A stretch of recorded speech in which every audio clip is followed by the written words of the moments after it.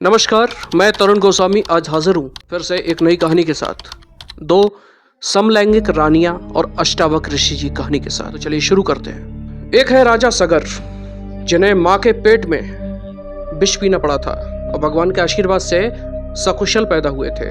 और दूसरे माता गंगा को धरती पर लाने वाले श्री भागीरथ, जिनके जन्म में पिता का सहयोग नहीं था, जिनका जन्म उनकी दो माताओं में आपसी समलैंगिक संबंध के कारण हुआ था।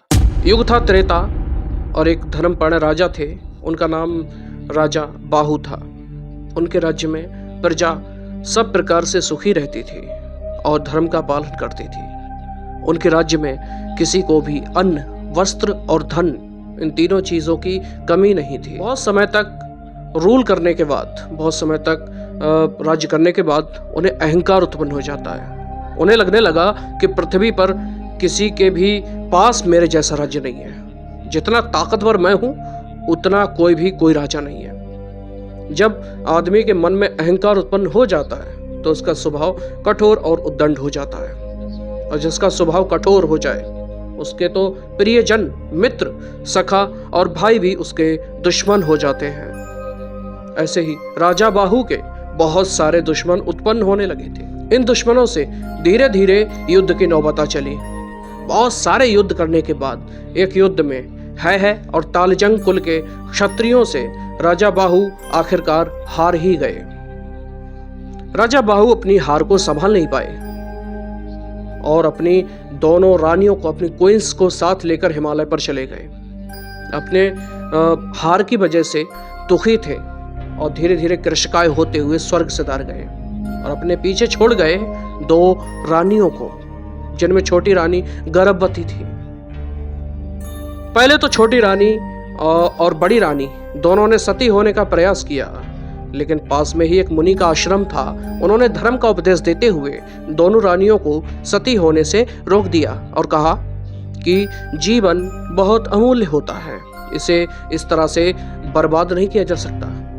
पर उन्होंने छोटी रानी को समझाया कि तुम्हारे पेट में तुम्हारे वंश का एक ऐसा दीपक पल रहा है जिसकी ज्योत हजारों युगों तक प्रकाशित होती रहेगी, इसलिए तुम्हें अवश्य ही जीवित रहना चाहिए।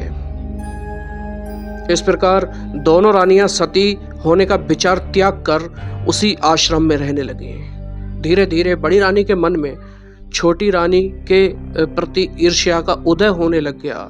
वे सोचने लगी कि इसका पुत्र होगा और मैं पुत्र विहीन रह जाऊंगी, इसलिए इसका सम्मान अधिक होगा। इसी ईर्ष्या से जलते हुए बड़ी रानी ने छोटी रानी को विष दे दिया।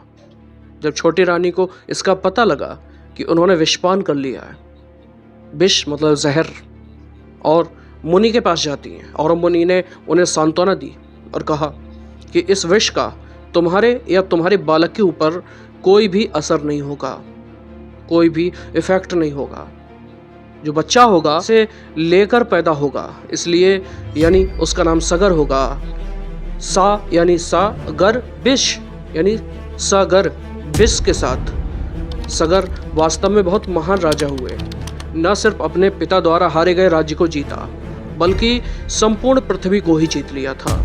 और संपूर्ण पृथ्वी को जीतने के बाद उन्होंने अश्वमेध यज्ञ प्रारंभ किए। अश्वमेध यज्ञ 100 हो जाने के बाद कहा जाता है कि इंद्र पद की प्राप्ति हो जाती है। राजा सगर ने 99 अश्वमेध यज्ञ बिना किसी बाधा के संपन्न कर लिए थे, लेकिन 100वें अश्वमेध यज्ञ के समय इंद्र ने उनका अश्वमेध यज्ञ घोड़ा चुराकर कपिल मुनि के आश्रम पातालपुरी में बांध दिया। राजा सगर की दो रानियां थीं, केशिनी और सुमति।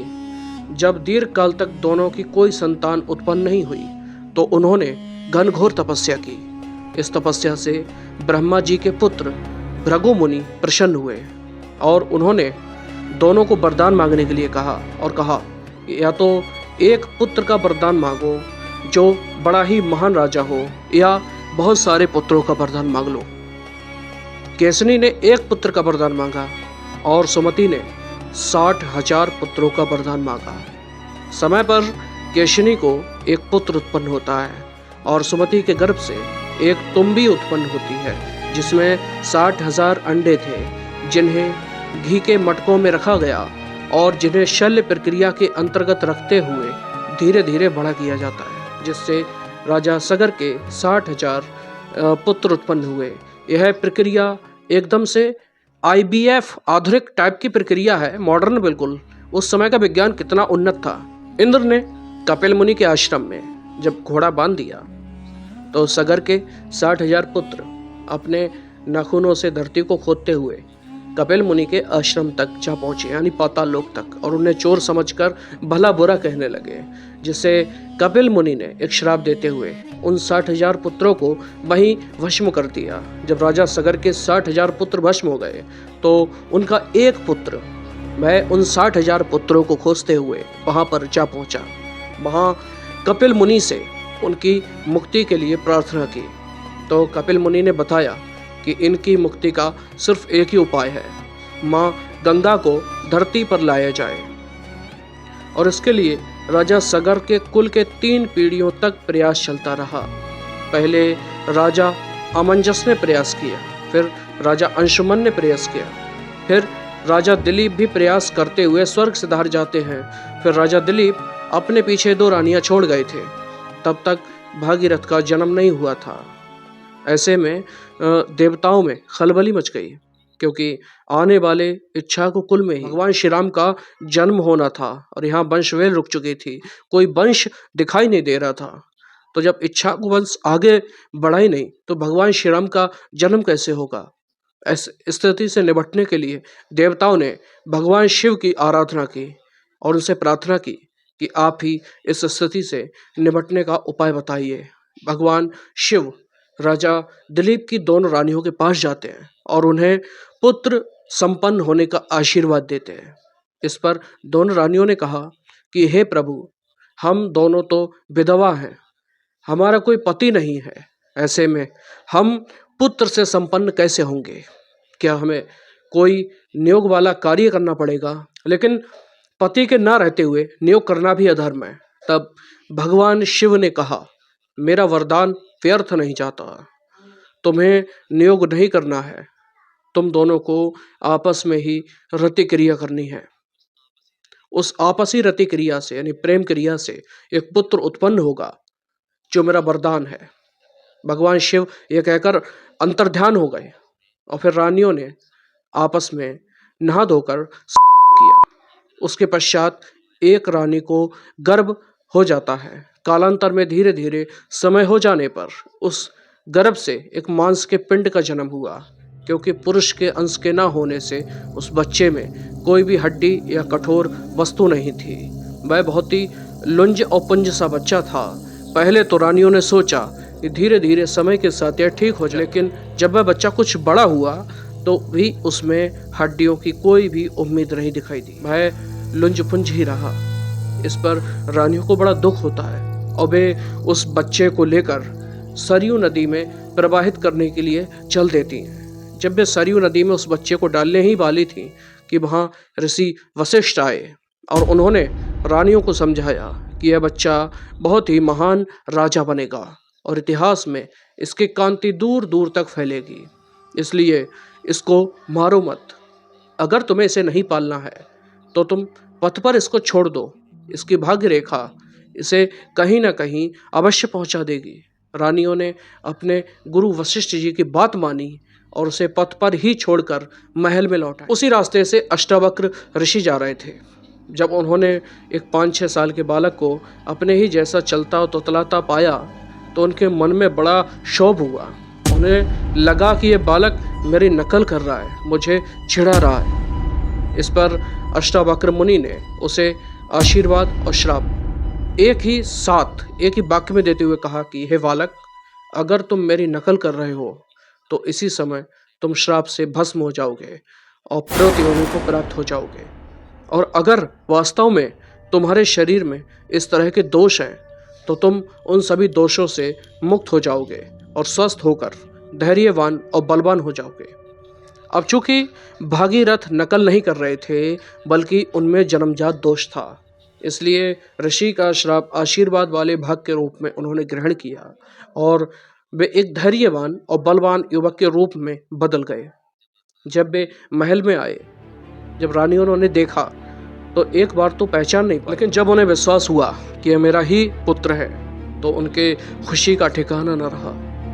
फिर यही भागीरथ आगे चलकर गंगा जी को धरती पर ले आए और जिससे न सिर्फ सगर के 60,000 पुत्रों का उद्धार हुआ, बल्कि आज तक हम जैसे करोड़ों लोगों के लिए माता गंगा के दर्शन, उनके छूने और नहाने का सौभाग्य प्राप्त होता रहा है। इस कहानी में जो रानियों के आपसी संबंध हैं वो आज की भाषा के अनुसार प्रथम दृष्टा समलैंगिक संबंध ही दिखाई देते हैं, लेकिन अगर गौर से देखें तो दोनों रानियां समलैंगिक नहीं थीं, क्योंकि भगवान शिव के आशीर्वाद से ही उन्होंने सिर्फ एक बार भगवान शिव के कहने पर वह कार्य किया था। वैसे भी मनुस्मृति में समलैंगिकता को एक दोष बताया गया है। हिंदू धर्म ग्रंथों में इसके लिए बहुत सारी बातें नहीं मिलती हैं। हालांकि ये एक नेचुरल है, ये अच्छा है या बुरा है ये हम आप पर छोड़ते हैं। इसके लिए हम कोई भी सर्टिफिकेट नहीं देंगे कि समलैंगिकता अच्छी है या बुरी है, लेकिन हाँ ये प्राकृतिक ज़रूर होती है। उस काल में इस प्रकार की प्रक्रिया ना कि समान थी, लेकिन आजकल बहुत ज़्यादा है। इस कहानी में राजा सगर और उनके पुत्रों की जन्मों की कहानी को मूल वाल्मीकि रामायण से लिया गया है और भागीरथ की जन्म कथा को कृतवास रामायण से लिया गया है। कृतवास रामायण में यह कथा ब्रह्म पुराण से होते हुए आती है और कृतवास रामायण के रचनाकार श्री रामचरितमानस के रचना काल से 100 या 150 साल पहले का माना जाता है। बंगाल और बंगाल के आसपास के क्षेत्रों में कृतवास रामायण की बड़ी धूम रहती है। आधुनिक हिंदी के महाकवि महाप्राण निराला जी ने भी अपनी सबसे प्रसिद्ध रचना राम की शक्ति पूजा को कृतवास रामायण के आधार पर ही लिखा है। तो आज की कहानी कैसी लगी कमेंट बॉक्स में ज़रूर बताइएगा। मिलते हैं अगली कहानी में, तब तक के लिए नमस्कार।